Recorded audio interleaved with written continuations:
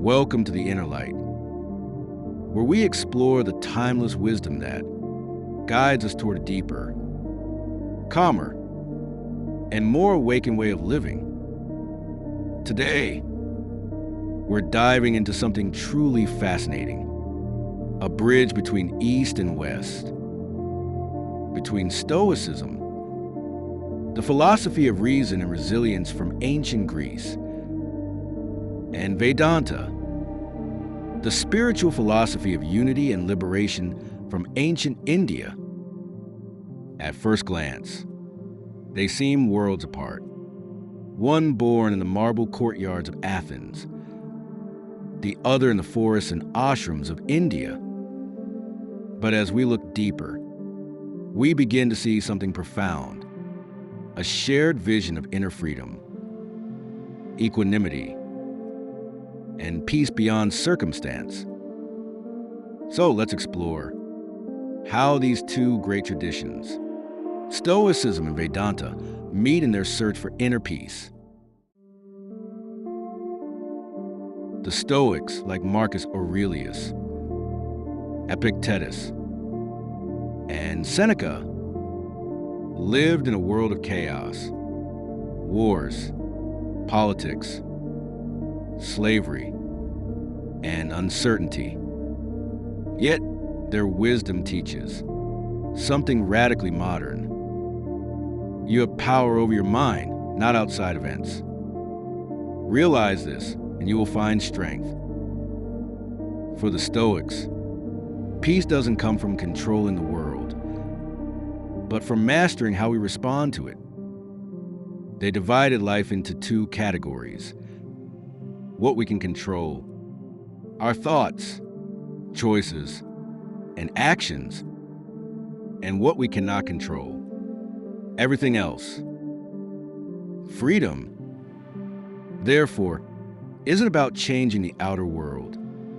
It's about changing our inner posture toward it. When something bad happens, you lose a job, someone betrays you, or plans fall apart, a Stoic would pause and remind themselves, this too is part of nature's plan.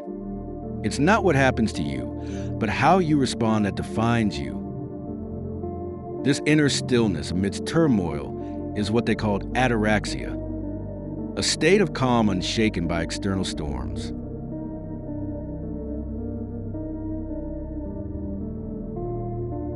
Now, on the other side of the world, the ancient seers of India asked a different question. Who am I? The Vedantic tradition, which forms the philosophical essence of the Upanishads, declares something startling.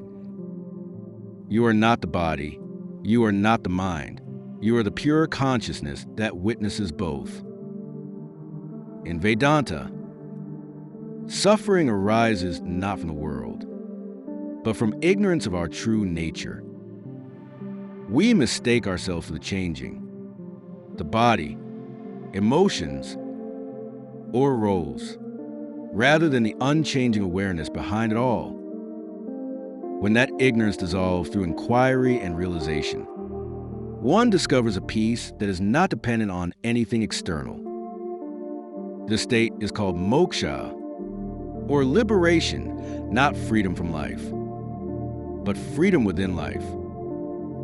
It's the recognition that the same consciousness that looks through your eyes looks through all, the essence of unity beneath all differences.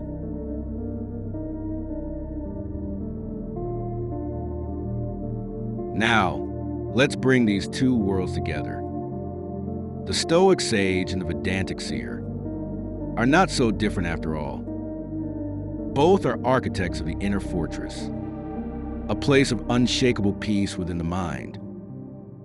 For Stoicism, this fortress is built through reason, discipline, and virtue. For Vedanta, it's built through awareness, self-inquiry, and detachment. Both remind us that peace isn't found in possessions, recognition, or outcomes, It's found by turning inward. Epictetus said, "No man is free who is not master of himself." Vedanta says the same in its own way. The self is the master of the mind. The one who knows the self is free. Different languages. Same truth.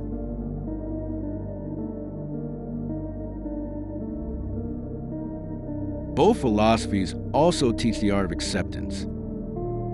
The Stoics called it amor fati, the love of fate. It means not just accepting what happens, but loving it, trusting that everything has its place in the grand design of nature. Vedanta expresses this as Ishvara Pranidhana, surrender to divine order.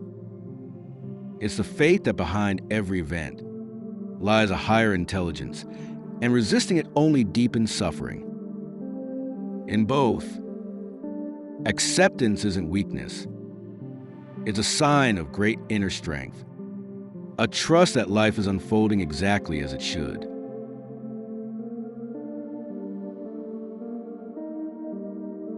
So, how can we apply these teachings in our daily lives? Let's take a few simple parallels. When anger arises, Stoicism says, pause and question your judgment. Vedanta says, observe the anger, you are not it. When loss comes, Stoicism says, it was never yours to keep.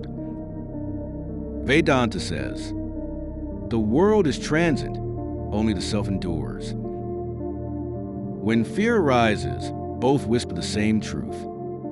You are not in control of the universe, but you can control your response to it. Peace, then, isn't something to be achieved. It's something to be remembered, because it's already within you.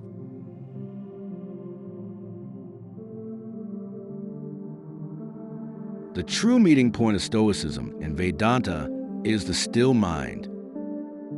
When thought no longer rules you, when emotion doesn't dictate your peace, when you act without attachment to results, you stand at the intersection, where both East and West bow to the same truth, that freedom is inner, not outer, that peace is our natural state, obscured only by noise of mind. As Marcus Aurelius wrote, nowhere can man find a quieter or more untroubled retreat than in his own soul. And the Upanishads echo, in the stillness of self, one finds the infinite.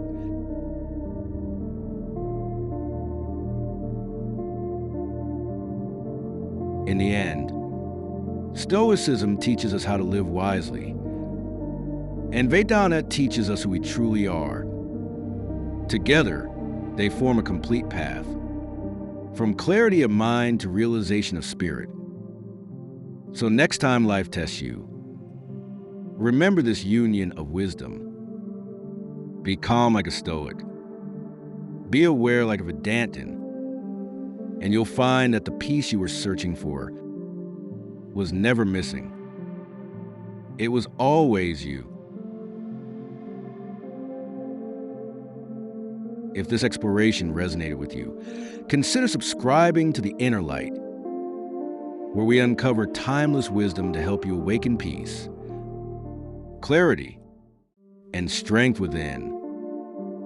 Until next time, stay aware, stay still, and keep walking toward the light within.